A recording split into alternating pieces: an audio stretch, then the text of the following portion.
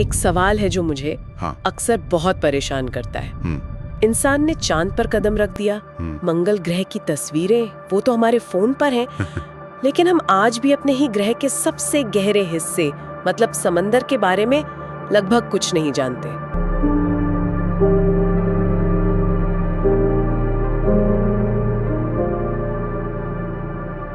बिल्कुल, और ये कोई मतलब बड़ी चढ़ाई बात नहीं है। नहीं, ये एक हकीकत है। हमारे पैरों के नीचे एक ऐसी दुनिया है जो किसी दूसरे ग्रह से ज्यादा अनजान है।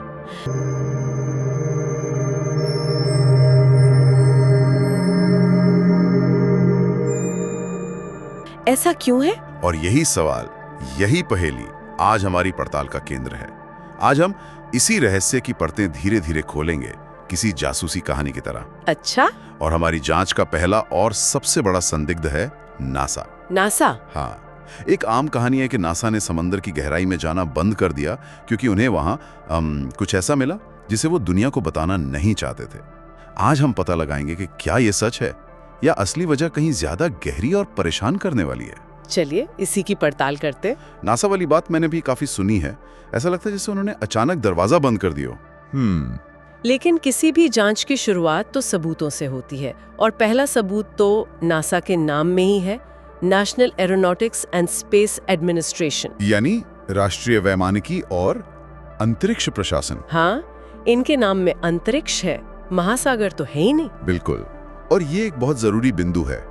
नासा का मुख्य मिशन हमेशा से ही अंतरिक्ष रहा है, लेकिन यहाँ कहानी में एक मोड़ आता है। क्या? अगर उनका काम समंदर नहीं था तो फिर 1960 और 70 के दशक में वो गहरे समुद्र के शोध में इतनी दिलचस्पी क्यों ले रहे थे? हाँ, ये तो है।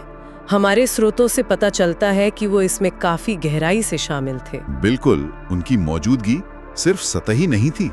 तो सवाल उठता है, क्यों? और इसका जवाब काफी हैरान करने वाला है। वो समुद्री जीवन या खोए हुए शहर नहीं खोज रहे थे। तो फिर क्या कर रहे थे? वो दरअसल अंतरिक्ष की तैयारी कर रहे थे। अंतरिक्ष की?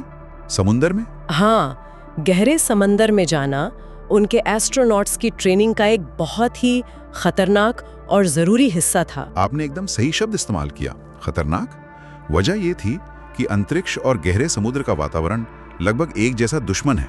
एक जैसा? कैसे? अत्यधिक दबाव, सूरज की रोशनी का ना होना, सीमित ऑक्सीजन और पूरी तरह से अलग थलग पड़ जाना। समंदर नासा के लिए अंतरिक्ष की सबसे करीबी नकल थी जो पृथ्वी पर मिल सकती थी। तो ये एक तरह का ड्रेस रिहर्सल था, है ना? असली शो से पहले सबसे मुश्किल मंच पर अभ्यास करना।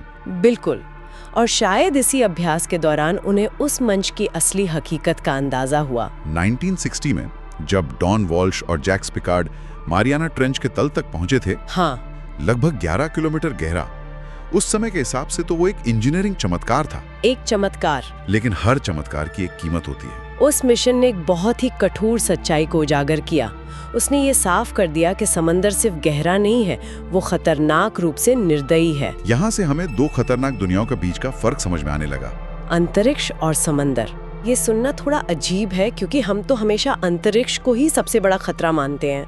Vacuum, radiation. अंतरिक्ष खतरनाक है, इसमें कोई शक नहीं, लेकिन वो काफी हद तक अनुमानित है, प्रिडिक्टेबल है। अच्छा। वहाँ भौतिकी के नियम स्थिर हैं, हमें पता है कि वैक्यूम में क्या होगा। लेकिन समंदर अप्रत्याशित है। वो हर पल, हर मीटर पर आप पर हमला करता है। हर मीटर पर? हाँ, जरा इस बात की कल्पना कीजिए, हर 10 मीटर नीचे जाने पर दबाव एक और वायुमंडल जितना बढ़ जाता है। सिर्फ 10 मीटर पर? सिर्फ 10 मीटर पर। अब मारियाना ट्रेंच की तलहटी के बारे में सोचिए।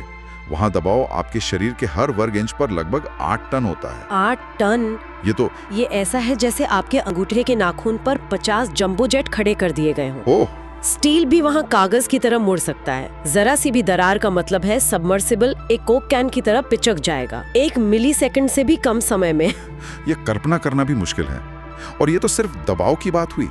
फिर वो खारा पानी है, अंधेरा है, पूरा अंधेरा, और शायद सबसे बड़ा फर्क बचाव में है। बचाव? हाँ, अगर अंतरिक्ष में कोई समस्या होती है तो कम से कम कंट्रोल रूम से संपर्क तो हो सकता है, कोई रास्ता निकालने की कोशिश की जा सकती है।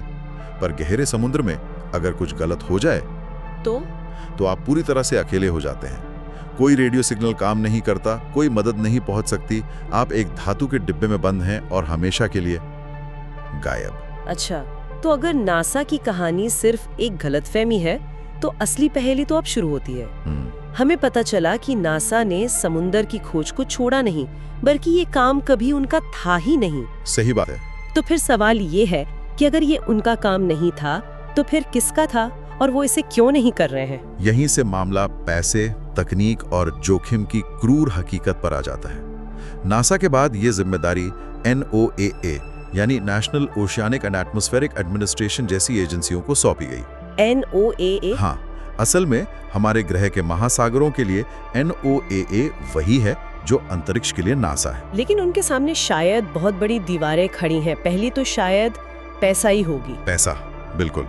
एक गहरे समुद्र के मिशन की लागत एक अंतरिक्ष मिशन के बराबर या कभी-कभी उससे भी ज्यादा हो सकती है। लेकिन जनता की रुचि उतनी नहीं है। और यही सबसे बड़ी चुनौती है।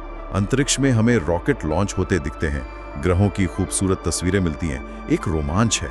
लेकिन समुद्र की गहराई में क्या है? सिर्फ अंधेरा। सिर्फ अंधेरा। वहां से भेजी गई तस्वीरें अक्सर कुछ धुंधले जीवों या चट्टानों की होती हैं। वो आम जनता को उतना आकर्षित नहीं करती और इसीलिए फंडिंग स्वाभाविक रूप से अंतरिक्ष को मिलती है। और यहीं से वो हिस्सा शुरू होता है जहां से साजिश की कहानियां जन्म लेती हैं। अगर हम कुछ देख नहीं पा रहे, तो ये कल्पना करना आसान हो जाता है कि वहां कुछ छिपाया जा रहा है। कि नासा ने समुद्र में कुछ देख लिया था, एलियंस, कोई अनजान जीव। हाँ, या कोई छिपी हुई प्राचीन संरचना। इन कहानियों में एक अजीब सा आकर्षण होता है, लेकिन सच्चाई, जैसा कि अक्सर होता है, इन कहानियों से कहीं ज्यादा अजीब और दिलचस्प है।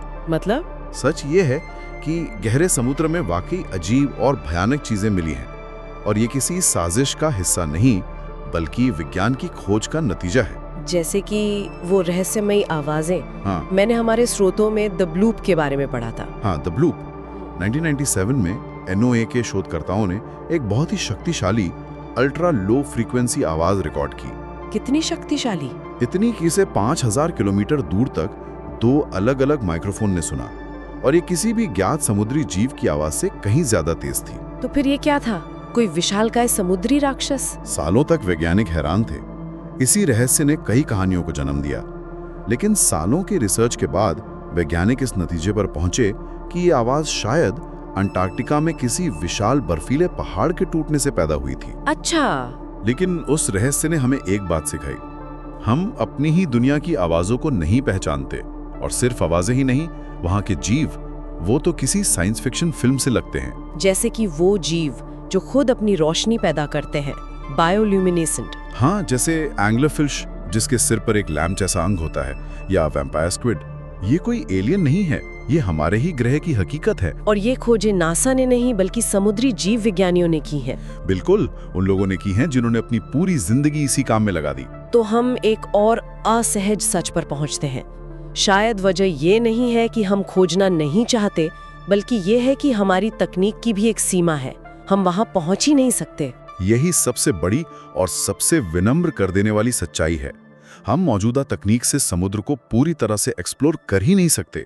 हमारे सबसे मजबूत सबमर्सिबल भी उस दबाव को कुछ घंटों तक ही झेल पाते हैं। और इंसानों का वहां जाना तो नामुमकिन है। लगभग नामुमकिन। हम वहां सिर्फ रोबोट भेज सकते हैं। हमारे स्रोतों में एक बहुत अच्छी उपमा दी गई है।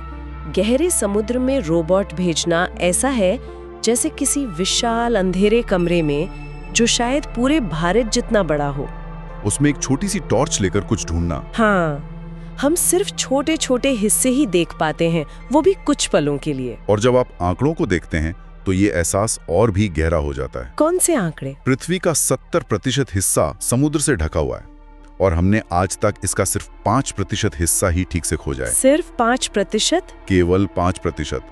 बाकी 95% के बारे में हम कुछ नहीं जानते। वहाँ क्या है, कौन से जीव हैं, कौन से रहस्य छिपे हैं, ये सब अज्ञात है। 5%, ये आंकड़ा तो सच में अविश्वसनीय है।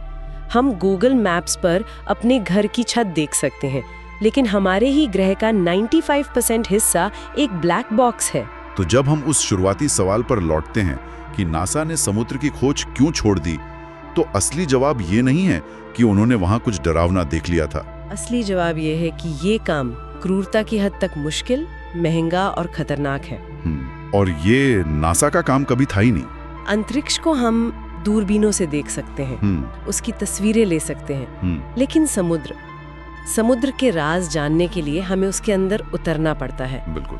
और वो हमें आसानी से अंदर आने नहीं देता। बिल्कुल, वो अपनी शर्तों पर काम करता है। तो अगली बार जब कोई पूछे कि दुनिया की सबसे अनएक्सप्लोर्ड, सबसे रहस्यमयी जगह कौन सी है, तो जवाब मंगल या कोई दूर का तारा नहीं है। जवाब हमारे पैरों की ठीक नीचे मौजूद वो अथाह अंधेरा है। ये एक अजीब और परेशान करने वाला एहसास है कि हम एक ऐसे ग्रह पर रहते हैं जिसके बारे में हम खुद ही पूरी तरह से नहीं जानते। ये हमारी सीमाओं का एक शक्तिशाली रिमाइंडर है। तो भविष्य क्या है?